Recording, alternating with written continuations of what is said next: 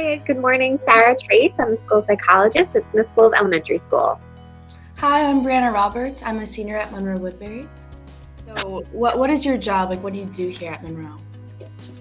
So I'm a school psychologist at one of our K-1 buildings. So I work at Smith Clove Elementary School, and I work with our gen ed population as well as our special education population. Awesome. Okay. And what does a typical day look like for you? A typical day. Actually, I have like the best parts of my job. In the morning at 8:15, I do drop-offs every morning. So I get to greet our kids as soon as they get out of their parents' car, really help them, like walk across the street, get them settled for the day. I kind of get to see, like that percentage of students, if there's anybody that needs maybe a little extra support, or if somebody looks like maybe they're not okay, I can kind of give their teacher a little heads up. So that's that's how I start all of my days, which is awesome. And then depending on the day of the week, I can go right into teacher consultations, small group counseling sessions with my students, or annual review meetings or CSE meetings for like initial evaluations and things of that nature. So every day is a new day and every day is a different day, which is something that I really appreciate and love. There's no complacency and no stagnant opportunities in this particular position, which is really, really great.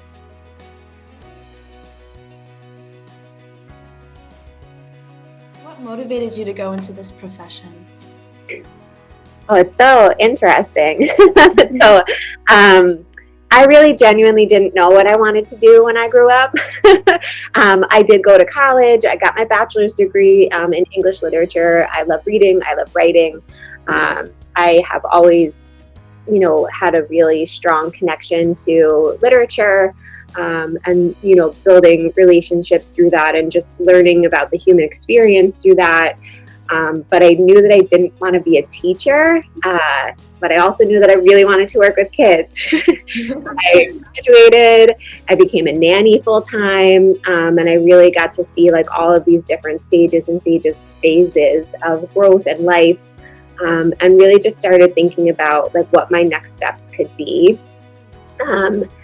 And I went and I had an interview at the grad school that I attended with the director of the program, and that was really when I knew that like this particular role would fit all of the different things that I was looking for. But it was by no means, when I was in high school, I didn't even know I didn't know the school psychologist in my building. I didn't know what they did. I didn't know what their role was, what they what all the different things that they kind of participated in, all the background stuff, but also all the things that we kind of insert ourselves into.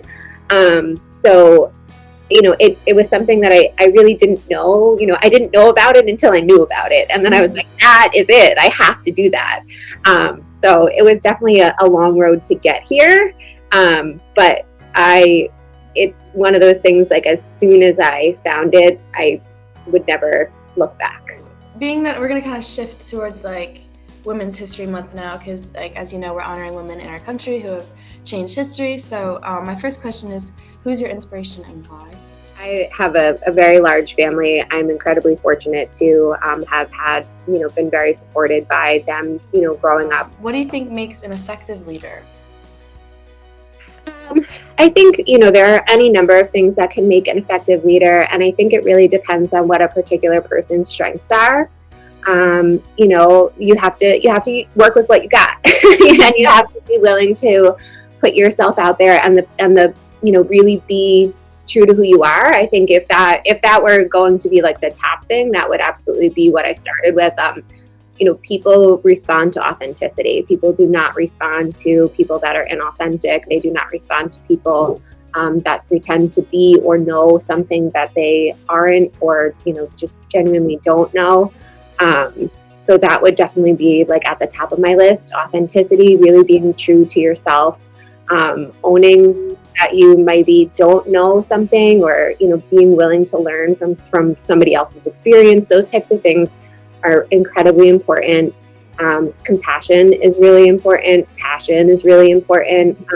You have to want it. You have to be invested in it. Like, you can't just decide to be a leader of something and then not really care about where, that particular experience or, like where that particular place will kind of take you. There has to be some investment. What sort of legacy do you want to leave at Monroe, and like what do you want people to remember about you? I would hope that people would think or be able to acknowledge that at any given time on any given day, I put my best foot forward for, them as teachers, as parents, as students, as staff, in order to advocate and support for them. And no matter, what role that particular person played, right?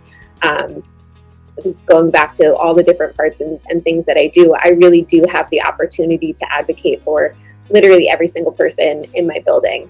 I have the opportunity to support and work with and help find resources and all of that. So, at the end of the day, I hope that people would be able to say, that is what she did. She was supportive. She did support everybody. She tried her hardest. She, always tried to do the right thing or the best thing.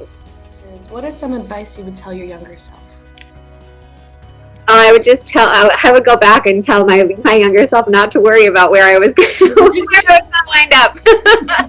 I would find my way, and that I would, find the thing that really set a fire under me and really did, light up the world for me. And just because some people, know in high school what they want to do, some people know in middle school what they want to do, frankly, doesn't mean that you don't have a path. It doesn't mean that you don't have a road to go down. It doesn't mean that you don't have a future. It just means that you just got to keep on going.